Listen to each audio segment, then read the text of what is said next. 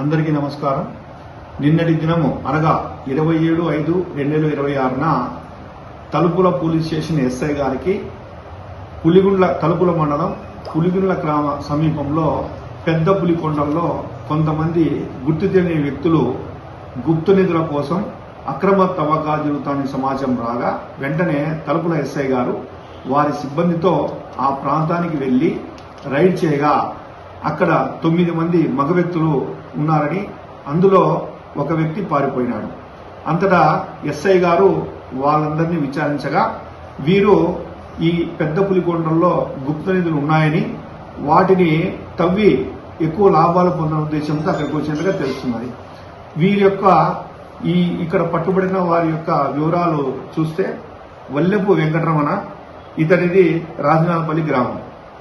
అదేవిధంగా వల్లెపు హరిప్రసాద్, ఇతను వెంకటరమణ యొక్క కుమారుడు, ఇతన్ని కూడా రాజనాలపల్లి గ్రామం. అదేవిధంగా షేక్ అబ్దుల్ హమీద్, ఇతన్ని చిత్రకేర ఏరియా కర్ణాటక రాష్ట్రము, ఒస్పేట్ టౌన్ కర్ణాటక రాష్ట్రం.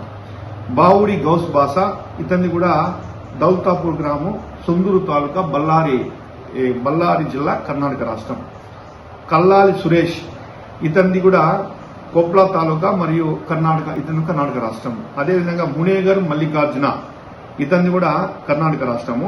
బిఆర్ జగదీష్, ఇతన్ని కూడా కర్ణాటక రాష్ట్రం. సిహెచ్ సుబైర్ అనేది ఇతన్ని కేరళ రాష్ట్రం. అదేవిధంగా వీరిలో గంగాద్రి అనే అతను రాజనాలపల్లి గ్రామం, ఇతను పారిపోవడం జరిగింది.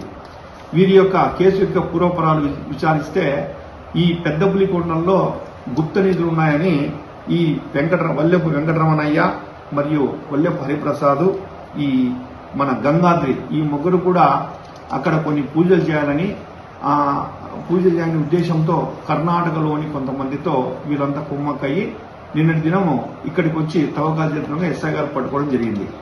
వీరందరినీ అదుపులో తీసుకుని విచారించి తెలిసిన విషయాలు ఇవి. అదేవిధంగా అక్కడ 2 కార్లు, వీళ్ళు నేరానికి ఉపయోగించిన 2 కార్లు, గుణపము, గడ్డపార, 2 ప్లాస్టిక్ గమాలాలు సీజ్ చేయడం జరిగింది.